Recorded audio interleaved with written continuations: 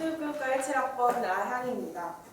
제가 오늘 하고 싶은 이야기는 저희 과에 대한 이야기예요. 저는 체육교육과잖아요. 그래서 사범대인데 사범대임에도 불구하고 그쪽에 몰려있는 건물들보다는 저기 아래 체육과는 되게 동떨어져 있어요. 그래서 다른 과랑 말을 섞을 기회도 별로 없고 또 저희 과에 대해서 제대로 알릴 수 있는 기회도 별로 없어서 그런지 생각보다 되게 많은 오해 그리고 질문들이 있더라고요. 또 저희 과가 학교에 하나밖에 없는 체육과라서 그런지 흥미를 갖고 또 궁금해하시는 분들이 많았어요. 여러분들도 아마 우리 학교 체육교육과가 어떤 곳인지 또 어떤 사람들이 있는지 잘 모르실 거고 또 이에 대해 궁금해하실 거라고 생각해서 이 주제를 선정했습니다.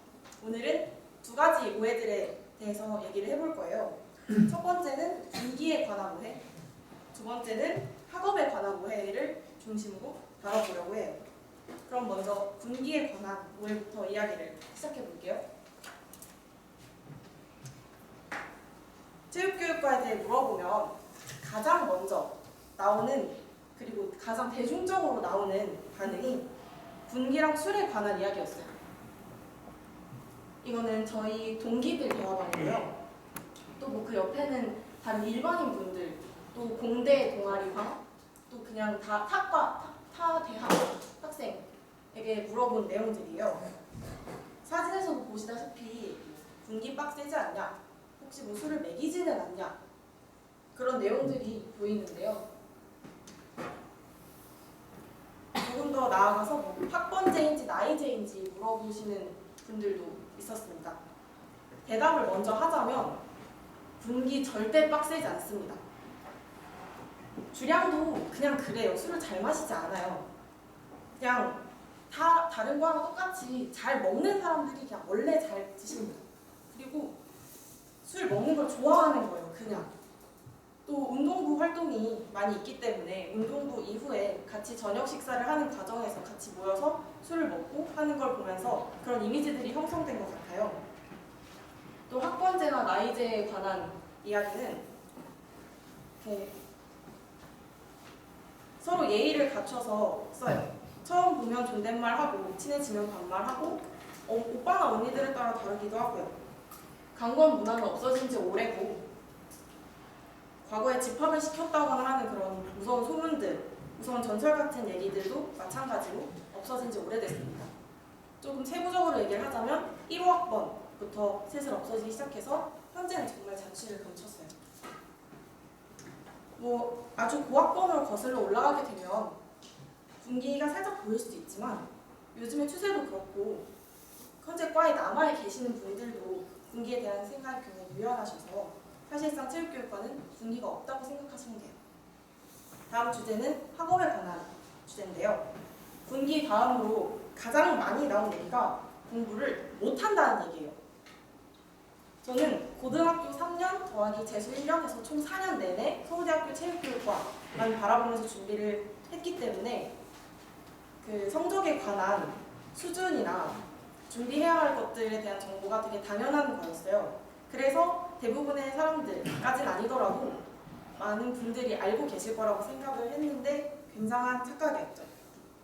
막상 학교에 들어와 보니까 체육과는 공부를 안 했고 못했고 할 필요가 없는 그런 이미지더라고요. 조사하면서 제일 놀랐던 부분이에요. 가장 이제 친구한테 들었던 경험담 중에 그런 이미지에 대해서 여실히 보여줬던 이야기는 그 친구가 탁과 애들이랑 같이 대화를 하는데 이런 얘기 저런 얘기 공부 얘기 문과 얘기 이과 얘기를 하다가 친구를 딱 쳐다보면서 아, 너 체육과지? 이런 그 대화에서 소외를 시켜버리는 그런 얘기도 있고 또 다른 교양 수업에서 타과생이 제 친구 면전에 대고 면전 앞에서 아, 내가 수능 좀 못 봤으면 체육과 갔을걸? 하는 얘기를 들은 적도 있다고 해요. 듣는 내내 굉장히 부들부들했는데 우리도 공부 되게 열심히 했는데 앞으로 더 많이 열심히 해야 되는데 하면서 좀 답답했어요. 제가 이렇게 부들부들하는 것에 대해서 이해를 돕고자 서울대학교 체육교육과에 들어오려면 어떠한 입시 제도를 거쳐서 들어오게 되는지 설명을 해보려고 해요. 정시와 수시로 나뉘고 수시는 조금 특별한 아이들이니까 살짝 넘어가도록 할게요. 대부분의 학생들이 정시로 들어오게 돼요. 그리고 정시는 체육교육과니까 실기 시험을 보고 또 수능 성적도 중요하게 되는데, 그럼 여기서 질문을 하나 할게요. 속으로만 생각을 해주세요. 수능 성적 반영 비율과 실기의 반영 비율이 어느 정도 될까? 100% 중에서 어느 정도 될까 생각을 다 하셨나요? 수능 성적은 80%, 실기 성적은 20%가 반영이 돼요. 그러면 얘기를 딱 들었을 때도 공부 잘하면 오겠다 이런 느낌이 있잖아요. 그리고 실제로 그 20%의 실기를 엄청나게 잘 본다고 해도 어느 정도 성적이 되지 않으면 학교를 떨어지게 됩니다. 또 정시는 문과와 이과를 따로따로 뽑아요. 인원이 따로따로 있어서 체육과, 교육과라고 해서 무조건 문과만 있지는 않아요. 실제로 제가 이과고, 다 지난 수능 성적 표준 점수 얘기를 해보자면 올해 같은 경우는 문과가 520점에서 530점 정도가 안정권이었고, 이과는 510점에서 520점 정도가 해볼 만한 점수였습니다. 사실 이 자리에는 전부 서울대 학생분들만 앉아 계시기 때문에 그 정도 점수쯤이야 당연한 거 아닌가, 좀 생각보다 낮다라고 생각하시는 분들도 계실 텐데, 저희는 실기도 하면서 공부도 같이 해야 되기 때문에 그 정도 점수를 받았다는 거는 자기가 정말 노력을 많이 했다는 그걸 되게 여실히 보여주는 점수예요.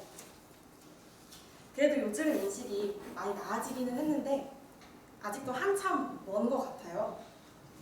여러분들 혹시 나중에 체육교육과 학생들 만나거나 접하시게 되면 또 이런 것 때문에 힘들어하면 위로 한마디씩 해주셨으면 좋겠습니다.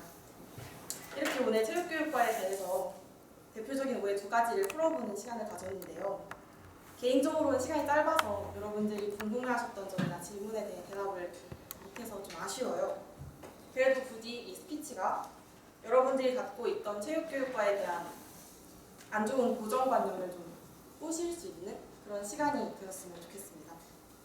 선후배 사이 똥군기, 왕꼰대 이런 거 하나도 없고요.